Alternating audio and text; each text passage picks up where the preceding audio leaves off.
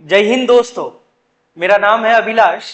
जैसे कि आप जानते हैं हम एक प्रीवियस ईयर क्वेश्चन की सीरीज चला रहे हैं, तो जिसमें हमने अभी इस बार का जो मेंस का सॉल्यूशन हमने देखा था, है ना, जो इसके पहले वाला वीडियो था उसमें हमने 18 जनवरी को जो एसएससी सीजीएल का मेंस हुआ था उसके क्वांट क्वेश्चन का हमने सॉल्यूशन देखा था। उसी सीरीज में आज हम उसका दूसरा वीडियो जो 20 जनवरी को पेपर हुआ था उसके सॉल्यूशन की बात करने वाले। ठीक है, तो जैसे कि आपने बहुत अच्छा रिस्पांस मिला है मुझे उस पहले वाले वीडियो का।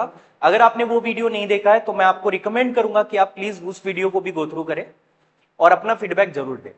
बहुत कम सब्सक्राइबर है अभी भी, क्योंकि ये मेरा जस्ट स्टार्टिंग फेज है, बट यकीन रखिए कुछ ही महीनों में बहुत अच्छे सब्सक्राइबर आपको देखने को मिलेंगे। मैं चाहूंगा कि उसकी शुरुआत आपसे की जाए। अगर आपने अभी तक वीडियो को सब्सक्राइब या लाइक नहीं किया हुआ है तो आप जरूर उसको लाइक और सब्सक्राइब करें। जितने ज्यादा दोस्तों तक फैला सकते हो कृपया करके उसको फैलाने की कोशिश करें। ठीक है, तो वीडियो को शुरू करते हैं भाई। पहला वीडियो पहले क्वेश्चन के साथ में शुरू करते हैं। देखिए इस क्वेश्चन में क्या बोल रहा है, if the diameter of the base of A cone is 56 centimetre. तो देखो आपको आगे में जाने की जरूरत ही नहीं है, सीधा सीधा यहाँ पे आपको डायमीटर दिया हुआ है। डायमीटर अगर 56 है तो सीधी सी बात है रेडियस कितना रहेगा 28, और 28 जो होता है ना वो 7 और 4 दोनों से डिवाइड होता है। तो सीधी सी बात है जो भी वॉल्यूम रहेगा वो 7 और 4 दोनों से डिवाइड होगा। मतलब ये 50 नहीं हो सकता, 70 नहीं हो सकता, 91 नहीं हो सकता। मतलब डेफिनेटली वॉल्यूम कौन सा रहेगा 17248। आपको देखने की जरूरत ही नहीं है। समझ में आ गया। नेक्स्ट क्वेश्चन की ओर जाते हैं। वैसे अगर आप चाहो तो क्योंकि पाई आ रहा है तो 11 से भी डिवाइड होगा, तो ये 8 और 2 1 11, 7 और 4 11, मतलब 11 से भी डिवाइड होता है। नेक्स्ट क्वेश्चन की ओर जाएंगे। तो यहाँ पे जैसे कि हमने ये पहले सेम ऐसा ही क्वेश्चन आपका पहले वीडियो में भी आया था, तो इसमें हमने बस एक वेरिएबल को देखा था। आप देखो ए का पावर यहाँ पे 5 है, ए का पावर यहाँ पे 4 है। तो सीधी सी बात है जब ये ए का पावर 4 ऊपर जाएगा तो आपका पावर 5 - 4, मतलब ए का पावर 1 बचना चाहिए। वैसा एक ही ऑप्शन में था तो डायरेक्ट इसका आंसर आप टिक कर सकते थे। इसका करेक्ट आंसर थर्ड हो जाएगा। नेक्स्ट क्वेश्चन की ओर आते हैं। देखिए इसमें क्या बोल रहा है कि मुरलीधर नाम का एक ओनर है जो अपने कस्टमर को डिस्काउंट देता है। डिस्काउंट कैसे देता है, तो उसकी एक स्कीम थी कि भाई आप 5 बॉटल खरीदिए उस पे आपको 1 बॉटल फ्री में मिलेगा। तो क्वेश्चन ये पूछा है कि भाई बताइए कितना % डिस्काउंट मुरलीधर ने दिया कस्टमर को। तो एक चीज समझिए, अगर मैं 5 बॉटल आगे वाले को दे रहा हूं और उस पे 1 फ्री दे रहा हूं, तो मेरे सेंस में अगर आप देखोगे तो आपको समझ में आएगा कि मैंने इन टोटल 6 बॉटलें बेची है और उस पे मैंने 1 बॉटल फ्री दी है। तो कहने का मतलब हम ये बोलते हैं कि भाई 1 बॉटल हमने फ्री दे दी 6 पे, टोटल 6 पे। परसेंट के लिए मल्टीप्लाई बाय 100, क्योंकि यहाँ पे फ्रैक्शन 1/6 आ रहा है और 1/6 का वैल्यू होता है 16.66% का डिस्काउंट जाएगा। इसीलिए आपका करेक्ट आंसर कौन सा हो जाएगा, सेकेंड, राइट। नेक्स्ट क्वेश्चन की ओर जाते हैं। अब देखिए ये क्वेश्चन भी इजी है, क्योंकि इस क्वेश्चन में आपको बोल रहा है साइन ए का वैल्यू अगर 5/13 होता है तो बताइए इस एक्सप्रेशन का वैल्यू क्या होगा, बराबर। आप एक चीज समझिएगा, क्योंकि ये एक राइट एंगल ट्रायंगल बनेगा। ये मान लो एंगल ए है, ये मान लो बी है, ये सी है, ये राइट एंगल ट्रायंगल बना। साइन ए का वैल्यू 5/13 अपोजिट अपॉन हाइपोटेनियस। तो सीधी सी बात है 5 12 13, क्योंकि ये स्टैंडर्ड ट्रिपलेट है तो मुझे इसके साइड का भी वैल्यू मिल ही जाएगा। अब मैं कोई भी वैल्यू निकाल सकता हूं। तो आप देखिएगा यहाँ पे cos a लिखा हुआ है, cos का वैल्यू क्या होता है एडजेसेंट अपॉन हाइपोटेनियस, इसीलिए 12/13 लिखा जाएगा। तो ये हो जाएगा 12/13 - 2 टाइम्स 10। मुझे बताइए tan थीटा क्या होता है अपोजिट अपॉन एडजेसेंट, मतलब ये कितना हो जाएगा आपका 5/12 डिवाइडेड बाई, इसको सॉल्व करेंगे साइन ए। बोलो साइन ए का वैल्यू कितना दिया हुआ था 5/13 एंड देन प्लस 3 टाइम्स 10 का वैल्यू कितना था 5/12। जस्ट इसे सिंप्लीफाई करेंगे तो इसे अगर हम लोग सिंप्लीफाई करते हैं तो आप एक चीज नोट करेगा, सबके डिनोमिनेटर में 255 है। तो ये 255 आएगा कहां से, तो ये एक्चुअली देखो इसका डिनोमिनेटर और इसका डिनोमिनेटर एक्चुअली कैंसिल आउट हो जाएगा। तो जो 255 आएगा ना वो इसके कैलकुलेशन से आएगा। तो मेरे को ये सॉल्व करने की जरूरत ही नहीं है, पेपर में मैं बोलूंगा डायरेक्टली इसका वैल्यू 255 है, जस्ट न्यूमरेटर का वैल्यू फाइंड करो। तो यहां पे हम लोग बोलेंगे कि भाई यहां पे आपका ये 2 5 ये 10 ही मान लो, कैंसिल मत करो, इजी पड़ेगा। 12 × 12 तो ये हो जाएगा आपका 144 एंड देन माइनस 13 × 10 ये हो जाएगा आपका 130। डिनोमिनेटर में सॉल्व मत करो 255 आएगा। जस्ट सिंपली इसे सॉल्व करो तो 144 में से 130 जाएगा तो यहाँ पे 14 बचेगा और 14 आपके एक ही ऑप्शन में, इसीलिए करेक्ट आंसर इसका 1 होगा। आई होप समझ में आया मैंने कैसे आंसर टिक किए इसके।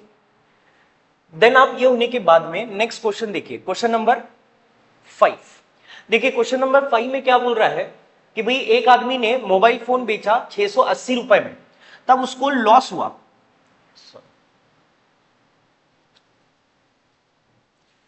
एक आदमी ने मोबाइल फोन बेचा 680 रुपए में, तब उसको लॉस हुआ है कितने रुपए का, तो वो बोल रहा है जितने भी रुपए का उसको लॉस हुआ, मतलब बताया नहीं कितने का लॉस हुआ, लेकिन उसने अगर 1070 रुपए में बेचा तो उसको प्रॉफिट हुआ कितने का, तो वो बोल रहा है डबल प्रॉफिट हुआ जितना कि पहले लॉस हुआ था।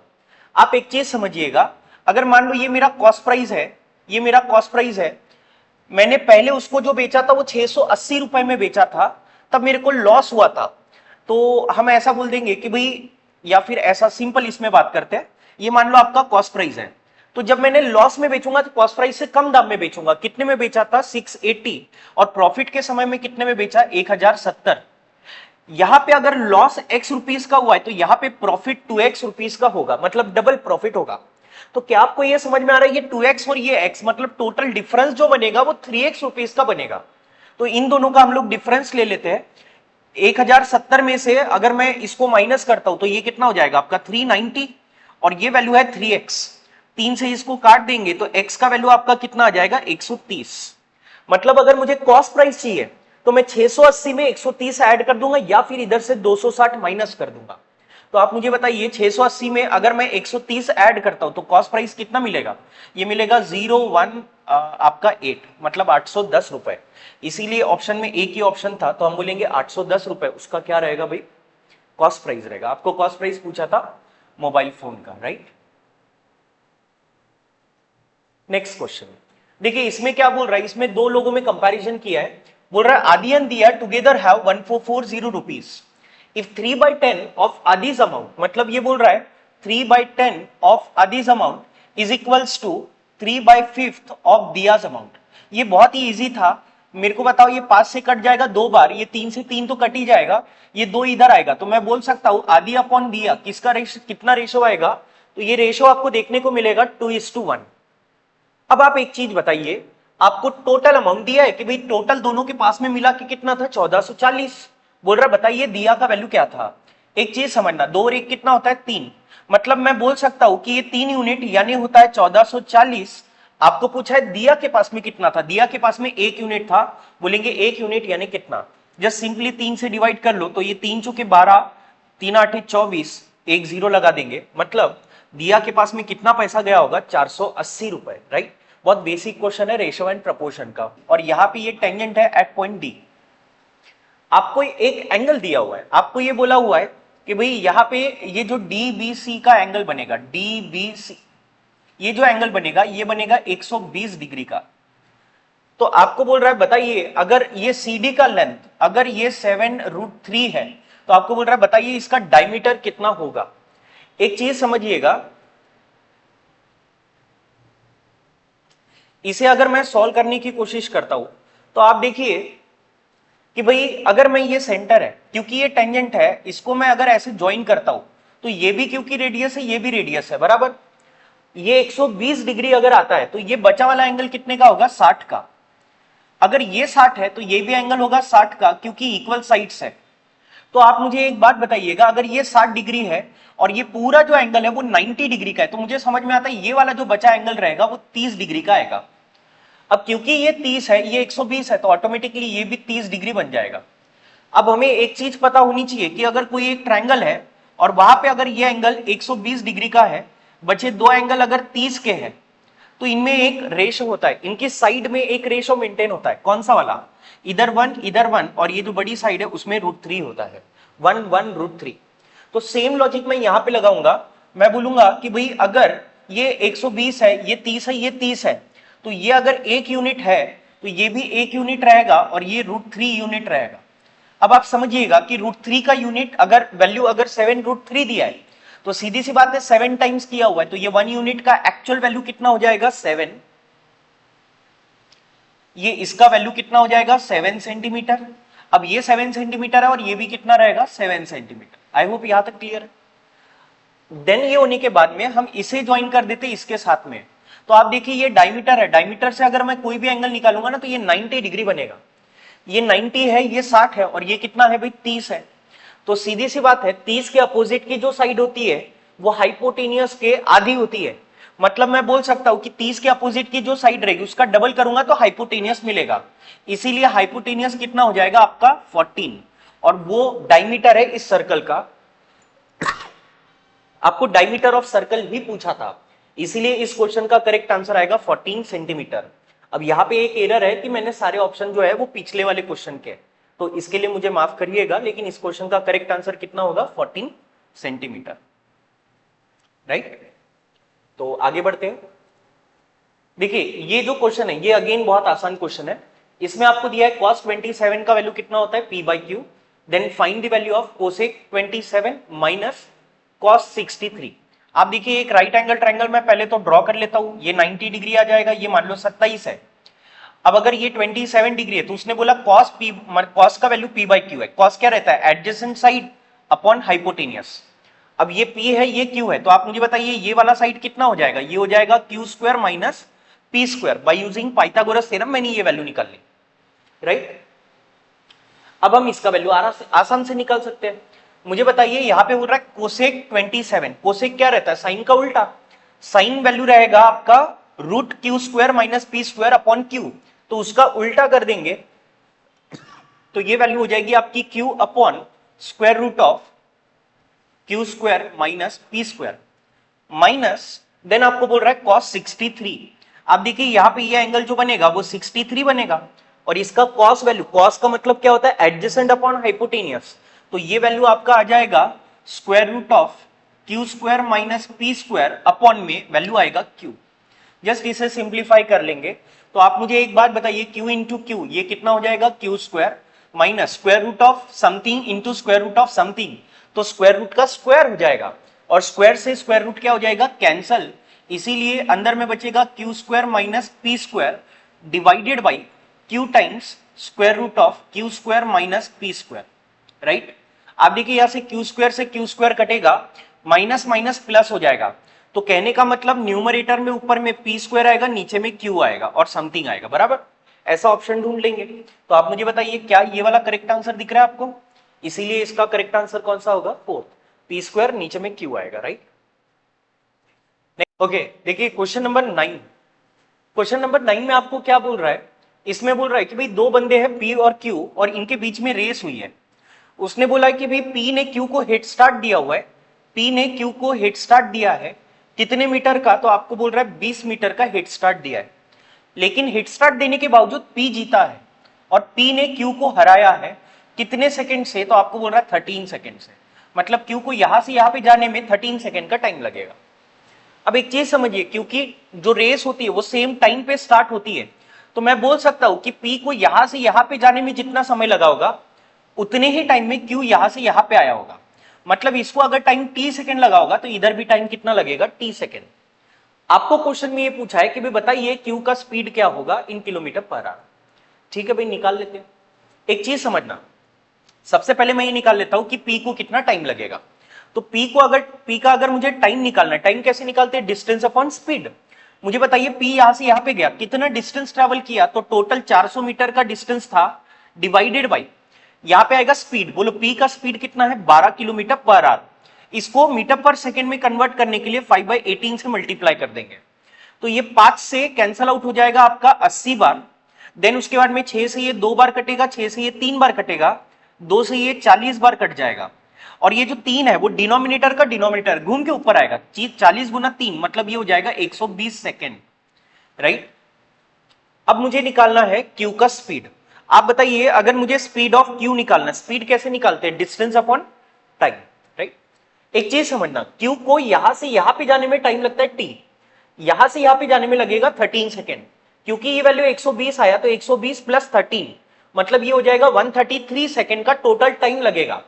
लेकिन ये टोटल डिस्टेंस कितना है, तो 400 में से ये 20 माइनस कर दो, मतलब ये हो जाएगा 380।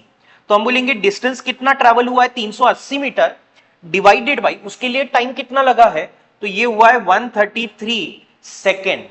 अब ये जो आंसर आएगा ये मीटर पर सेकेंड में आएगा, मुझे आंसर चाहिए किलोमीटर पर आवर में, तो हम लोग बोलेंगे इसको डिवाइड कर दिया जाएगा 18/5 से, राइट। अब मुझे एक बात बताइए, इसको अगर मैं कैंसल आउट करता हूं तो ये 5 से कटेगा, 5 7 35, 3 बचेगा, 5 6 30। देन उसके बाद में अगर हम लोग इसको और थोड़ा कैंसल आउट करने की कोशिश करें, या फिर 18 इंटू 6 मतलब ये हो जाएगा आपका 1368, राइट। डिवाइडेड बाई में कितना आएगा 133।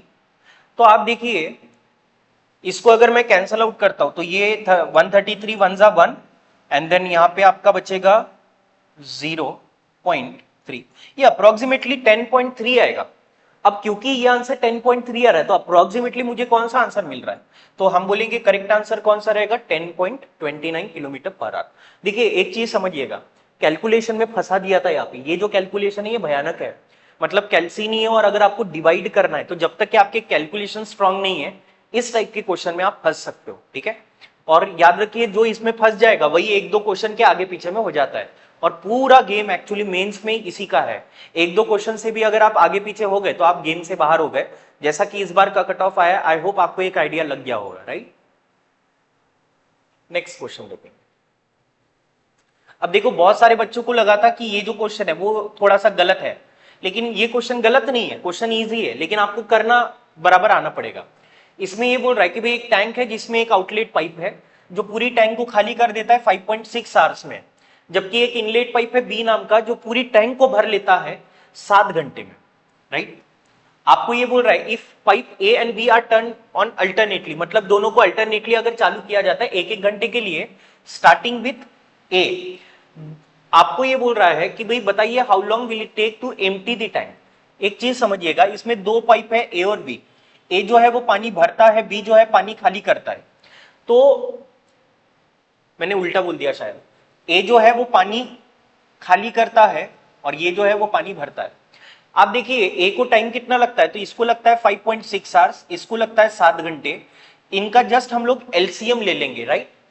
इनका अगर हम लोग एलसीएम लेने की कोशिश करें तो आप एक चीज समझो, ये 56 है, 56 को मैं जस्ट सिंपली डिवाइडेड बाय अगर 2 कर लूं, मतलब ये ऐसे लिख देता हूं 5.6 डिवाइडेड बाई, मतलब ये पॉइंट है तो इसको हटा देता हूं और लिखेंगे 56 डिवाइडेड बाय 10, तो ये 2 से आपका 28 बार कटेगा, ये आपका 5 बार कटेगा। तो आप एलसीएम 28 मतलब जो न्यूमरेटर है उसको पकड़ते हैं, 28 का एलसीएम मैं 28 ले लेता हूं। अब बोलेंगे इसका डिवाइड करने पे वैल्यू कितना आएगा, मतलब ये एक घंटे में कितना पानी भरेगा, तो 28 डिवाइडेड बाई 28/5, तो ये एक घंटे में 5 यूनिट पानी भरेगा। सॉरी, ये पानी खाली करता है तो खाली करेगा, और ये पानी भरेगा एक घंटे में 4 लीटर, बराबर। तो ये हमारा बेसिक स्ट्रक्चर तो बन गया। अब बात करते हैं टंकी की। मेरे को बताओ टंकी की पूरी कैपेसिटी कितनी है, 28 लीटर, बराबर। उसने ये बोला कि पहले ए आएगा, मुझे बताओ ए पानी कितना खाली करेगा, 5, भरी हुई टैंक है, पहले 5 लीटर ये खाली करेगा, फिर बी आएगा वो 4 लीटर भर देगा। तो आप देखिए वैसे ही काम चलते रहेगा, -5 फिर 4 फिर -5 फिर 4, इस तरीके से होता रहेगा। तो आप देखेंगे अगर आप यहाँ पे पेयर बनाओ तो एक पेयर में नेट 1 यूनिट का पानी खाली हो जा रहा है, बराबर। तो अगर एक पेयर में अगर 1 यूनिट पानी खाली हो रहा है तो हम लोग ऐसा अंदाजा लगा लेंगे कि 28 के लिए मुझे 28 घंटे लगेंगे, 28 पेयर लगेंगे। और अगर 28 पेयर लग रही है तो एक पेयर में 2 घंटे का काम है, तो 28 पेयर में आपके कितने हो जाएंगे, 56 आवर्स। बहुत सारे बच्चे इसका आंसर 56 टिक करके आएंगे। बट देखो इसको सॉल्व करने का ना सबसे बेस्ट तरीका ये है कि आप क्या करो, आप 48 आवर्स का वैल्यू निकाल लो। क्यों? क्योंकि वो एक इवन नंबर है, पहली बात पेयर में जब होगा काम तो इवन नंबर पे खत्म होगा, और फिर वहां से आप धीरे धीरे बढ़ाते चलो। तो मैं आपको समझाता हूं कैसे। देखिए एक चीज समझना, अगर मैं 48 आवर्स की बात कर रहा हूं तो यहाँ पे 24 यूनिट का पानी आपका भर के हो जाएगा। कैसे पता चला? आधा, मतलब हम बोलेंगे यहाँ पे 24 यूनिट आपका पानी भर के हो चुका है। अब मुझे भरना है यहाँ पे 28 लीटर, तो सीधी सी बात है अगर 28 लीटर भरना है मतलब 28 लीटर खाली करना है, तो नेक्स्ट इसमें आप देखिए ये जो ए आएगा ना, ये नेक्स्ट इसमें ही आके यहाँ पे खाली कर देगा। तो 24 लीटर पानी खाली हो चुका है और ये 5 लीटर खाली करेगा, मतलब ये तो फिर और ज्यादा खाली हो रहा है। मतलब ये हुआ कि आंसर 48 भी नहीं है, उसके भी पहले आएगा। तो आप 47 का अंदाजा लगाइए, मुझे बताइए 47 में कितना हो जाएगा। 47 में अगर आप लोग पानी देखेंगे,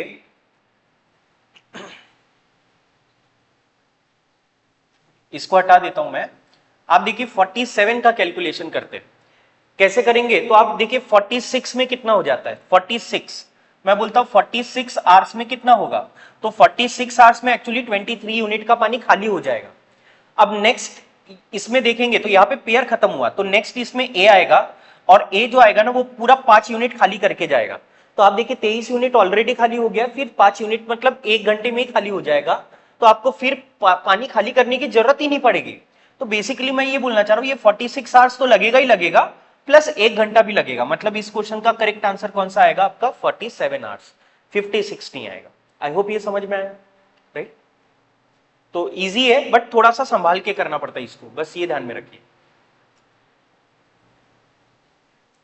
ये क्वेश्चन तो देख के ही आंसर टिक कर सकते थे, कैसे, इसमें आपको ए बी का रेशो दिया हुआ है, ए इज टू बी का रेशो दिया हुआ है, और बी इज टू सी का रेशो दिया हुआ है, और आपको पूछ रहा था ए बी सी और ए का रेशो बताओ। आप एक चीज समझो, यहाँ पे सी का वैल्यू देखो कौन सी यूनिट को रिप्रेजेंट कर रहा है, 7 को, तो सी इज टू ए पूछा है, तो सी का वैल्यू कोई ना कोई 7 का मल्टीपल होगा। यहाँ पे 15 दिया है, नहीं हो सकता, 21 दिया है, 20 दिया है, नहीं हो सकता, 10 दिया है, नहीं हो सकता, इसीलिए आपका करेक्ट आंसर कौन सा आएगा, सेकेंड। ज्यादा सॉल्व करने की जरूरत ही नहीं थी, राइट। आगे बढ़ते हैं, इसमें देखिए क्या बोल रहा है, the ratio between the length and breadth of rectangle of park is 3:2 and the perimeter of the park is 120, then find the area of the park. एक चीज समझना, अगर एक रेक्टेंगल है, इसका लेंथ ये 3 है, ये 2 है, तो ये 3x रहेगा, ये 2x रहेगा, और अगर मैं इसका एरिया निकालता हूं तो सीधी सी बात है, एरिया जो रहेगा, एरिया की अगर मैं बात करता हूं तो एरिया कितना हो जाएगा आपका, लेंथ इंटू ब्रेथ, मतलब ये हो जाएगा 6x², मतलब जो भी आंसर आएगा वो 6 से डिवाइड होगा। लेकिन यहां पे अगर आप देखोगे ना, मेरे को ऐसा लगता है काम फंस जाएगा। 6 से डिवाइड होने के लिए पहली बात तो इवन होना चाहिए, सारी इवन है। यहां पे अगर आप देखोगे तो 3 से कटना चाहिए, तो ये 4 5 9, मतलब ये 3 से नहीं कटता, नहीं आएगा। ये 9 से कट जाता है, इसकी बात करेंगे, ये भी कटेगा और ये भी कटेगा, तो यहाँ पे मामला फंस जाएगा आपका, तो सॉल्व करना पड़ेगा। देन उसके बाद में देखिए पेरीमीटर, पेरीमीटर क्या होता है, तो ये 2x है, ये 2x रहेगा, ये 3x है, ये 3x रहेगा, तो 3x 3x 6x और ये 10x, मतलब 10x का वैल्यू आपको 120 दिया हुआ है, तो 0 से 0 कट जाएगा, x का वैल्यू कितना आएगा, 12। अब x का वैल्यू 12 आ गया, तो आपको एरिया निकालना था 6x², तो 6 टाइम्स 12 का स्क्वायर मतलब कितना हो जाएगा, 144, और उसका 6 टाइम्स कर देंगे तो 6 चौक 24, 2 हो जाएगा, 6 चौक 24, 25 26, 2 हो जाएगा, और ये 8, मतलब कितना हो जाएगा, 864। तो इसका करेक्ट आंसर 864 आएगा, राइट। तो इसमें मैं आपको ये बोलना चाह रहा हूं कि ट्रिक हर बार नहीं लगेगी, बट जहां पे लगती है वहां पे ट्राई करो, है ना, क्या ही दिक्कत है। ओके, देखिए क्वेश्चन नंबर 13 में क्या बोल रहा है, क्वेश्चन नंबर 13 में आपको ये बोल रहा है कि भाई एक सर्कल है, एक सर्कल है, 2 मिनट। देखिए क्वेश्चन नंबर 13 में आपको ये बोल रहा है कि एक सर्कल है, उस सर्कल में सेंटर O है और एक आर्क है ABC नाम का, और वहां पे एक एंगल बनाया हुआ है, subtended an angle 134 degree at the centre. मान लो ये एक आर्क है ऐसा, ठीक है, ये आर्क है ABC नाम का, तो आपको ये बोला हुआ है कि भाई AB को कॉर्ड को एक्सटेंड किया गया, तो सीधी सी बात है, अगर AB कॉर्ड को मैं एक्सटेंड करता हूं तो ये ऐसा जाएगा, ये मैंने गंदा डायग्राम बनाया, आप समझ जाना, ये कॉर्ड है, हाँ। तो उसने ये बोला हुआ है कि भाई यहाँ पे ये जो एंगल बनता है ये कितने का बनता है भाई, तो ये बनता है 134 डिग्री का। तो वो बोल रहा है बताइए CBC क्या होगा, CBC क्या होगा, मतलब ये वाला एंगल आपको बताना है, राइट। तो देखिए ये तो वैसे हमेशा याद रखना, जैसे अगर मैं आपको ये बोलूं कि भाई अगर मान लो जैसे मैं इसको यहाँ पे कहीं तो भी ऐसे ज्वाइन कर लेता हूं, तो हमें ये पता है कि भाई यहाँ पे जो एंगल बना हुआ है उसका आधा एंगल यहाँ पे बनेगा, बराबर, तो ये कितना हो जाएगा आपका 67, राइट।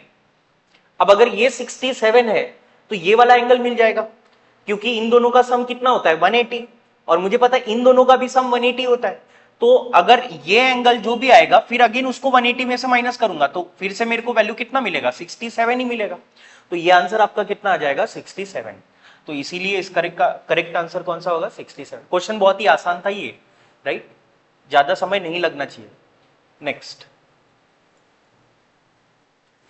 ये क्वेश्चन आसान था, find the simple interest on 2000 rupees at 6.5% per annum, rate of interest period from. तो आप देखिए यहाँ पे एक अच्छा खासा डेट दिया हुआ था और आपको बोल रहा है बताइए सिंपल इंटरेस्ट क्या होगा। पहले तो आपकी नजर इस परसेंट पे जानी चाहिए। तो यहाँ पे 6.5 बोल रहा है, क्या 6.5 ये 13 का मल्टीपल है।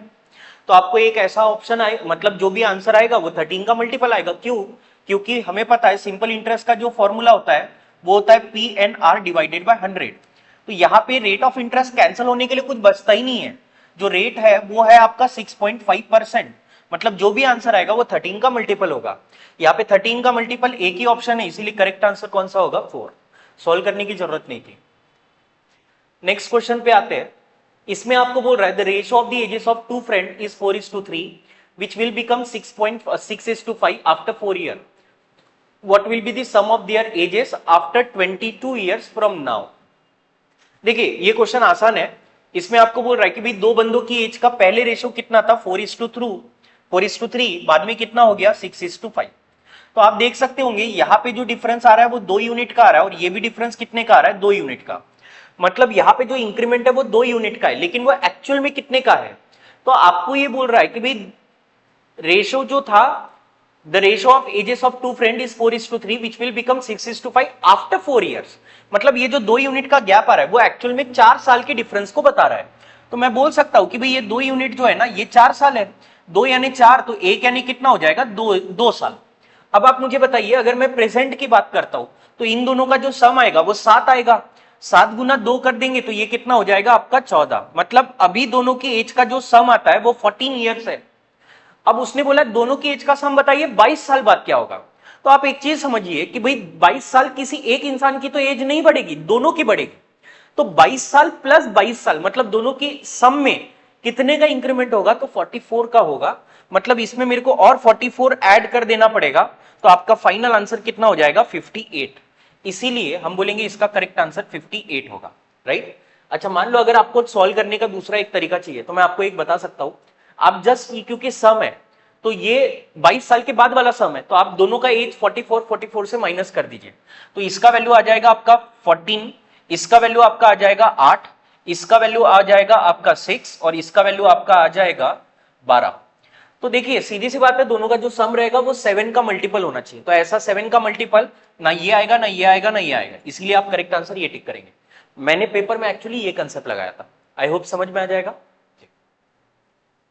नेक्स्ट, अब देखिए ये वाला जो क्वेश्चन है इसमें आपको पूछा था एलसीएम। एलसीएम आपको अगर पता होगा तो हम लोग हाईएस्ट पावर देखते हैं, जो प्राइम नंबर है उसका हाईएस्ट पावर। तो आप एक चीज समझिएगा, इसमें 2 का क्यूब है, इसमें 2 का पावर अगर आप देखोगे तो एलिमिनेट करना पड़ेगा आपको बेसिकली। तो यहां पे अगर आप देखोगे तो यहां पे 2 का पावर 2 ही है और यहां पे 2 का पावर है ही नहीं। तो 2 का हाईएस्ट पावर कितना आएगा? 3। मतलब ये दोनों में से आंसर है, ये तो चले गए, ठीक है। देन उसके बाद में आप 19 का पावर देख लीजिए। तो आप मुझे बताओ, यहाँ पे 19 तो है नहीं, यहाँ पे 19 का पावर 1 है, यहाँ पे 19 का स्क्वायर है। तो हाईएस्ट पावर 19 का कौन सा आएगा? 2 आएगा। इसीलिए करेक्ट आंसर कौन सा हो जाएगा? सेकंड। आगे चेक करने की जरूरत नहीं है। आई होप समझ में आया।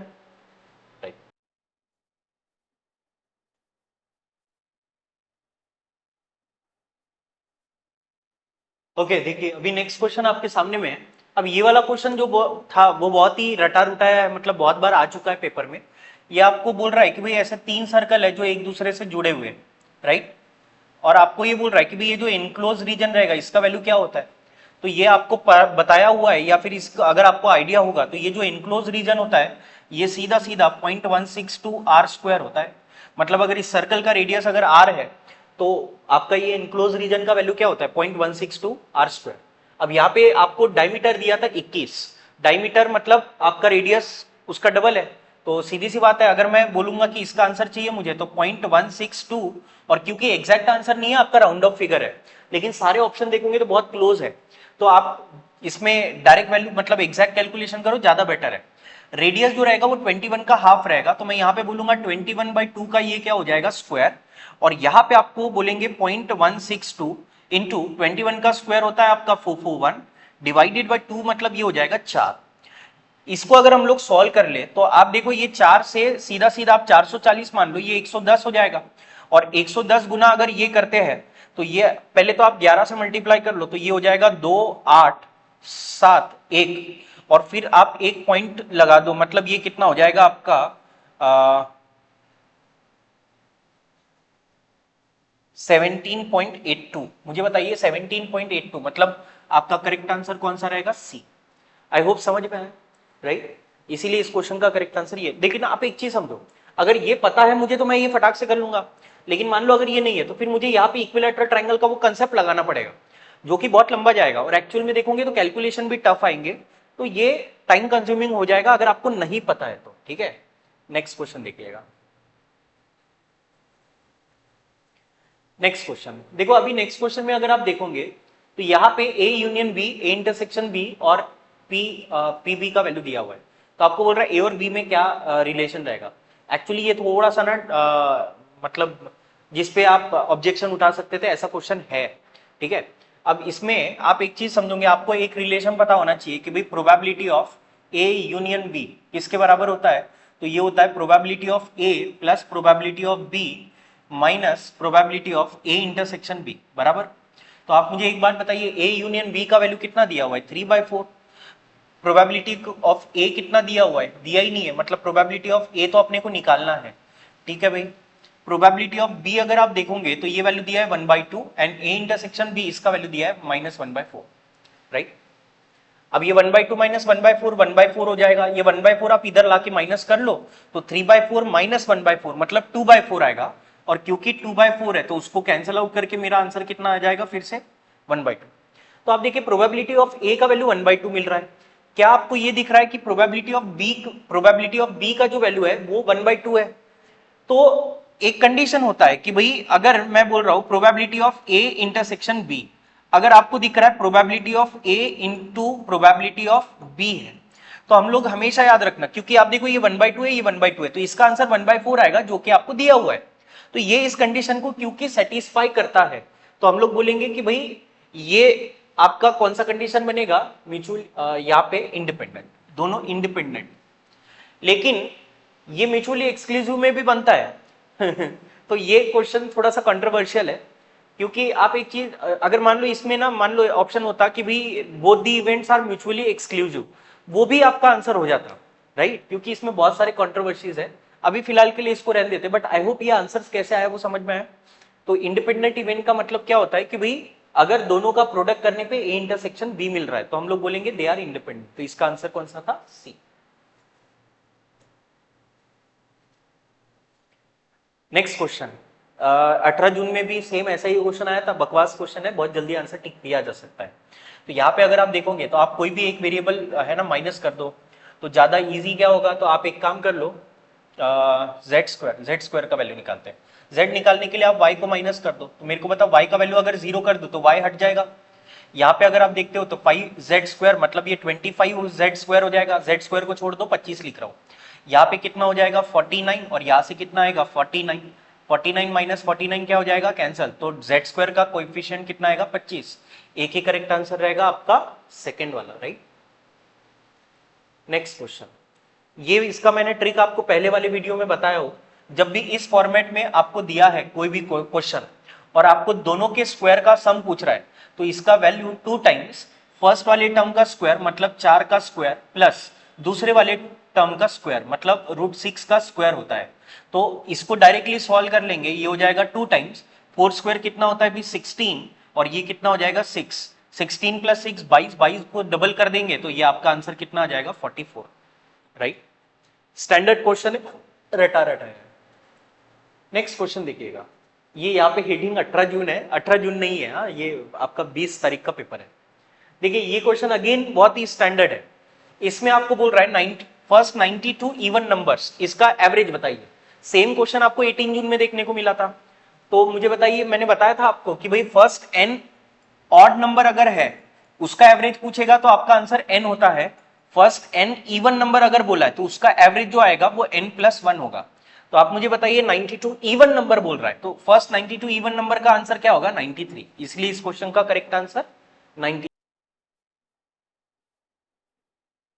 ओके देखिए ये वाला क्वेश्चन जो अगर आप देखोगे तो ये तो बकवास क्वेश्चन था। क्यों? क्योंकि उसने एक बोला है राइट एंगल ट्रायंगल है जिसपे राइट एंगल बना है 90 डिग्री पे। यहाँ पे मान लो ये P है, ये मान लो Q है, आपको ये बोला है कि क्यू का जो ये एंगल है वो थीटा है, और आपको ये दिया हुआ है कि पी क्यू का जो लेंथ होता है वो 29 होता है और ये पी आर का जो लेंथ है वो 21। अब अगर आपको याद होगा तो एक स्टैंडर्ड ट्रिपलेट है 21, 20, 29 होता है। तो ये वैल्यू आप पाइथागोरस से भी निकाल सकते हो, ऐसे भी निकाल सकते हो। आपको ये बोला है cos square theta minus sine square theta. तो देखो cos square theta minus sine square theta, cos square theta का वैल्यू कैसे आता है, एडजेसेंट अपॉन हाइपोटेनियस। तो ये आएगा 20 का स्क्वायर अपॉन 29 का square minus sine square theta, sine आता है अपोजिट अपॉन, मतलब ये आएगा 21 का स्क्वायर अपॉन 29 का स्क्वायर। 29 का स्क्वायर 841 होता है, कॉमन डिनोमिनेटर आएगा 841। देन उसके बाद में अगर हम इसकी बात करें तो यहाँ पे इन दोनों का ए स्क्वायर माइनस बी स्क्वायर लगा देता हूँ, ए प्लस बी ये 41 हो जाएगा, ए माइनस बी मतलब 1 आएगा। तो आपका इसका आंसर कितना होगा 41 अपॉन 841, राइट। ऐसा कौन सा ऑप्शन है भाई, करेक्ट आंसर आपका फर्स्ट है, राइट। नेक्स्ट क्वेश्चन देखिए, इसमें क्या बोल रहा है, the present ages of Sweta and Suman are in the ratio 4:5। 6 years back their ratio of ages was 2:3। what is the present age of स्वीटा। स्वीटा का आपको बोल रहा है बताइए प्रेजेंट एज क्या है। तो आप एक चीज समझिएगा, पहले रेशो था उनका 2:3, बाद में रेशो हो गया 4:5।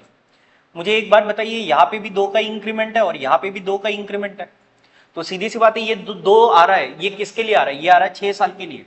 अगर 2 यूनिट 6 साल को रिप्रेजेंट कर रहा है तो 1 यूनिट 3 साल को रिप्रेजेंट करेगा। आपको ये पूछा है कि भी बताइए प्रेजेंट वाला कितना रहेगा, किसका, स्वीटा का एज। स्वीटा मतलब ये रहेगा 1 यानी 3, तो 4 यानी कितना हो जाएगा 12, मतलब स्वीटा का एज कितना रहेगा 12 साल, राइट। इजी क्वेश्चन था बहुत ही। नेक्स्ट, अब ये बढ़िया क्वेश्चन है, बहुत सारे बच्चे ना एक्चुअली इसमें सॉल्व करते बैठ गए, बट इसका आंसर आप बहुत ही मतलब देख के आंसर बता सकते हो। कैसे, तो इसमें आपको पूछा हुआ है मीडियन बताओ क्या आएगा। मीडियन निकालने के लिए पहले तो आपको ये पता होना चाहिए टोटल टर्म्स कितनी है। तो आप यहाँ पे अगर देख सकते होंगे तो ये 9 और 16 मतलब 25 होता है, ये 25 और 15 मतलब आपका 40 हो जाएगा, और ये आपका 28 है, 40 और 28 मतलब 68 हो जाएगा। तो 68 का जो हाफ वाला वैल्यू आएगा, हाफ 68 का हाफ, ये आपका आएगा 34 के आसपास, मतलब 34 35 के बीच में आएगा। तो हमें ये देखना है कि 34 कहां पे आएगा। तो आप देखो 34 35 के आसपास में जाना है। तो ये 9 और 16 25 हो गया, 25 और 24 अगर ऐड करता हूं तो ये तो बहुत ज्यादा हो जाएगा। तो आप देखो यहाँ पे 25 का जो वैल्यू है ना, 25 का मैक्सिमम वैल्यू यहाँ पे 40 आ रहा है। तो मुझे ये बताना है 34 वाले स्टेप पे कौन सा वैल्यू आएगा। आप एक चीज समझना, अगर इसको यूनिफॉर्मली डिस्ट्रीब्यूट करते हैं तो जो मिडल में आएगा, अच्छा मुझे बताओ ये 25 है, 25 से 34 पे जाने के लिए मुझे और कितना ऐड करना पड़ेगा, तो 9 ऐड करना पड़ेगा, बराबर, मतलब 9 वैल्यू और आगे जानी पड़ेगी। ये 24 का जो मिडल वैल्यू रहेगा ना, मतलब 24 नंबर में जो मिडल वैल्यू रहेगा 12-13 के बीच में, उसका वैल्यू रहेगा 50। तो अगर मैं 12 कदम आगे जा रहा हूं तब 50 से 50 मतलब 50 पे वैल्यू जाएगा। हमको 9 कदम आगे जाना है, मतलब उसके पहले ही आएगा, मतलब जो वैल्यू आएगा वो 50 से छोटा होगा। इसका मतलब ना ये आंसर है, ना ये आंसर है, ना ये आंसर है, मतलब करेक्ट आंसर कौन सा आएगा 47.5। इसको सॉल्व करने की जरूरत ही नहीं थी। समझ में आया वो। नेक्स्ट क्वेश्चन देखिए, इसमें क्या बोल रहा है, 2 years ago the population of A town was, ये कैलकुलेटिव क्वेश्चन था, ये आपको क्वेश्चन दिया मतलब दिया हुआ था कि भाई 2 साल पहले इतना पॉपुलेशन था। Due to migration to big cities it decreases every year at the rate of 8%। बाद में बोल रहा है present population of the town is, मतलब हर साल 8% से कमी हो गई। तो आपको बोल रहा है बताइए इस बार पॉपुलेशन कितनी रहेगी। तो एक चीज समझिएगा, यहाँ पे इसको अगर मैं सॉल्व करना चाहूँ तो वैल्यू डिक्रीज हो रहा है, कितने से डिक्रीज हो रहा है, तो हम लोग कैसे निकालेंगे, 8 + 8 minus 8 × 8 divided by 100, right. Effective percentage लगा रहा हूं डिस्काउंट का। ये 8 और 8 ये हो जाएगा 16 माइनस ये हो जाएगा 64/100। तो इसको अगर आप देखोगे तो ये 16 माइनस 0.64 होता है, और इसको अगर हम लोग सॉल्व करें तो ये होता है 15.36, राइट। मतलब जो वैल्यू है वो 15.36% से क्या हो जाएगी, डिक्रीज। तो इसका अगर मुझे वैल्यू निकालना है तो हम लोग कैसे निकालेंगे, तो हम लोग ये बोलेंगे पहले वैल्यू कितना था 94,875,000, राइट। उस पे 15.36% कम हो गया, 15% कम होता तो 85 हो जाता, 0.36 और माइनस कर रहे हैं तो ये हो जाएगा आपका 84.64%। राइट, क्योंकि हमें एग्जैक्ट आंसर निकालना है और ये एग्जैक्ट कैलकुलेशन ही है, तो इसमें आपको कोई दिक्कत नहीं आएगी। ये 2 0 क्या कर देंगे भाई, कैंसल।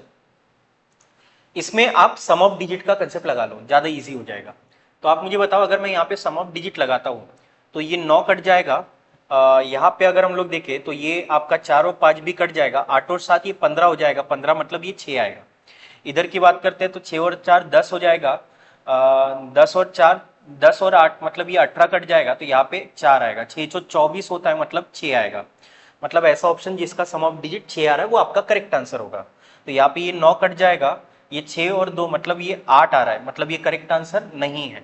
इसकी बात करते हैं तो ये आपका 4 और 3 7 और ये 15 मतलब ये 6 आ रहा है, तो ये करेक्ट आंसर होने के चांसेस है। ये 7 और 2 9 कट जाएगा, ये 9 आएगा, मतलब 9 तो है नहीं भाई।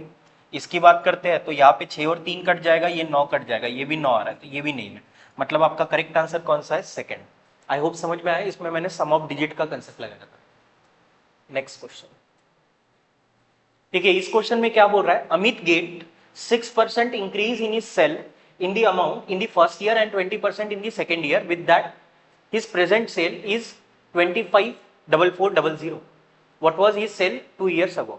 मतलब बोल रहा है कि भाई पहले साल उसको 6% का इंक्रीमेंट मिला, दूसरे साल 20% मिला, तो आप बताइए अगर पहले उसका 25,440 था तो इस 2 साल के बाद में कितना हो जाएगा। क्वेश्चन इजी है, कैसे करेंगे वो देख लो मेरे भाई। 25,440 उस पे मेरे को बताओ पहले साल 6% फिर 20%, तो इफेक्टिव परसेंटेज अगर मैं लगाऊं तो ये होगा 6 प्लस 20 गुना 6 डिवाइडेड बाय 100 हो जाएगा, तो ये 120 अपॉन 100 मतलब 1.2 आएगा। तो ये 26 और 1.2 मतलब 27.2, और 27.2 का अगर इंक्रीमेंट हो रहा है तो ये लिखा जाएगा 127.2%, बराबर भाई, क्योंकि उतना इंक्रीमेंट होके आ रहा है। तो जस्ट सिंपली 2020 क्या कर देंगे, cancel. Again sum of digit लगाएंगे यहाँ पे भी। तो आप मुझे बताओ सम ऑफ डिजिट अगर मैं यहाँ पे लगाता हूँ तो ये 5 और 4 9 कट जाएगा, एग्जैक्ट आंसर था ना भाई, हाँ। तो ये 4 और 2 कितना आ जाएगा 6, इधर बात करेंगे 7 और 2 9 कट जाएगा, इधर आएगा 3, 6 तिया 18, 18 मतलब 9, मतलब ऐसा ऑप्शन जिसका सम ऑफ डिजिट 9 आएगा। तो ना ये आंसर नहीं है, ये हो सकता है, ये नहीं है, ये नहीं है, मतलब आपका करेक्ट आंसर कौन सा आएगा, सेकेंड। आई होप समझ में आया।